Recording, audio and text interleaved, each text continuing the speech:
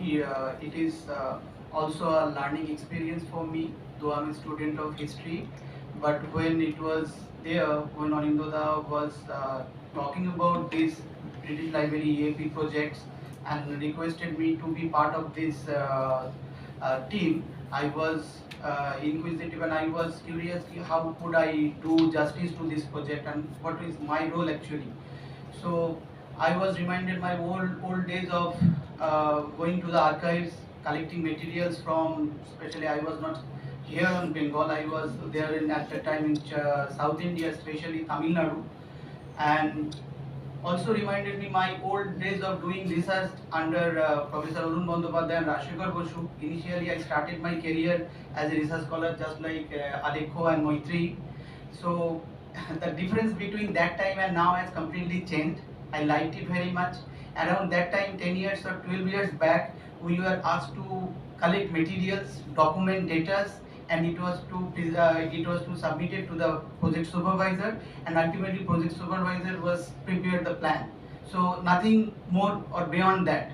Here we have that kind of privilege and platform thanks to ILSR, especially Shati Madam and Anindoda, giving this kind of platform that Moitri and Alekho are quite able to represent their views regarding this digitization project and beyond digitization, this connected history with this. So maybe if we get that kind of opportunity 10 years or 12 years back, we could have do justice to this project a bit good way. So still this is a learning experience for me, learning process for me too, that I am being part of this. I am going to the Maoist Society library and just to see one issue, taking help from Moitri 1906 and 1907, whole lots of things. I just mentioned few of them already. Moitri and Alekho have covered some of them, but still these kinds of issues are being discussed and are being published over there, and creating a kind of propaganda, not propaganda in a negative sense, kind of awareness among the learned or educated elites in Bengal. And if we think the whole 19th century, first decade of 19th century, starting from 1815 onwards, we see the emergence of Prarthana Samaj, we see the emergence of various other association or kind of Samaj from the very first decades of the 19th century. So at the end of this 19th century or the last decades of 19th century, Anagarika Dhammapala has, he has thought that we could have made these kinds of association or at least publish an article, a journal, for the sake of reaching to the ultimate level, because at that time Bengal was passing through a very transition from this kind of revivalism, this cultural symbolism, and this syncretic ideas. So Bengal was that time was a great hub for all of us, and Bengal was actually leading the way. So that is why maybe there is no maybe kind of thing in history. It has to be proven, it has to be documented by showing documents or archival data. But maybe Anagarika Dharmapala was driven by that kind of forces or that kind of ideology, that if we want to reach to these educated elites, we have to have this kind of organization, we have to publish a journal like this where materials on these issues are there. And hopefully they were shy away because of these Islamic issues or Muslim issues or something like that, because of the non contacts, not greater contacts with this Islamic world or then Muslim world. And as we just Moitri has shown in the slides, that 1906 was the emergence of this Muslim League, and it was in Dhaka, Bangladesh, and one of the Nawabs of Dhaka actually created this. So maybe some these kinds of communication lag or some sort of things were there. We have to explore, and we definitely keep Shashwati Madam's ideas, information in mind, that while we prepare the whole report, we will definitely go through it. Alekho has presented his own version, Moitri has shared her own thing. So we have to cross-check and so that we can have a composite, and our goal through this project is to present the actual picture, not fragments. And if it was there in Kemper's book, maybe Kempers have some different argument. And we also think that lobby is not always bad.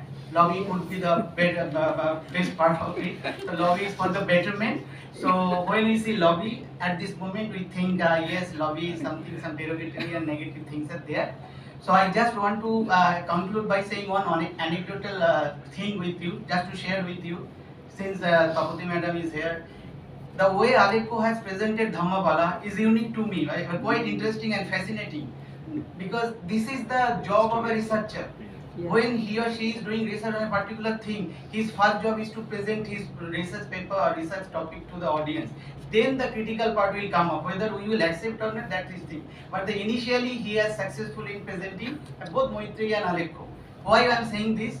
Because when Father Eugen Lafo, Father Lafo is a very little known and unknown figure in Bengal. So Father Lafo, a Catholic priest, came to Calcutta in 1860, and he was the first one who initiated the scientific temperament movement in St. Xavier's College. And later, in 1970s, one of the history professor, Deepak Kumar, first time wrote an article, Calcutta as a science city. So when and that research has been primarily done by Arun Kumar Bishwas, one of the IIT Kanpur faculty, and it was published from Asiatic Society publication 2001, Father Eugen Lafo and the scientific movement in Calcutta.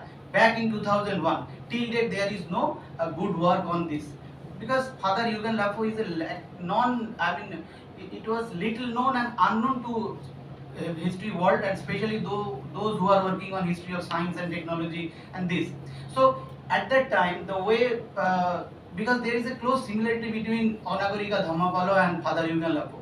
Father Eugen Lafo used to teach in a college, St. Xavier's, and also used to give lectures, popular lectures, in order to get that attention and to popularize the scientific movement, science and technology, not in Calcutta but also suburbs. He used to visit France, England to get some materials, and he used to first create the observatory in St. Xavier's College. So we talk about Presidency College, we talk about other colleges, but it was the St. Xavier's College who initiated this scientific movement under Father Eugen Lafo. So the same way I can situate Onagarika Dhammapalo to represent this Buddhism in a renewed version to the greater audience, to the Bengalis, and we all know the Bengalis are very, very critical in their attitude. They never accept anything very unilinear way. So still we are critical in that sense. So when Onagarika Dhammapalo also face these kinds of people, because Vidyasagar himself, anybody, Ramon himself, they has to face these kinds of things. So Onagarika Dhammapalo is also the same. We can situate Onagarika Dhammapalo in that sense. So that is my humble submission to in front of all of you, and we hope under the able guidance of Anindoda and Shati madam, and of course Shashwati madam, we will do justice to this project, because I have a deep regards and respect to Moitri and Aleko and their scholarship. Thank you. Yes. Oh, Frederick, sorry, Yeah. I wanted to mention, because I thought you were not here. Sorry, please pardon me, because you are the guiding and driving force for the first class. From myself. Please. And also Shashwati madam is also saying this to you. Thank you, Frederick. Thank you so much. Please pardon me.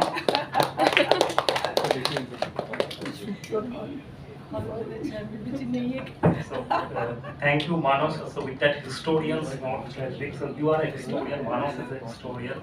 So, we conclude with that, and thank you, Frederick, once again for being there all through till the end. And we thank Tapati madam, Ruma madam, Ashish babu, Saraswati madam, and everyone here, my colleagues at ILSR and others who came from outside ILSR to attend this program. We hope that this is just the beginning of this conversation, and it will continue. Thank you. Bye, Frederick.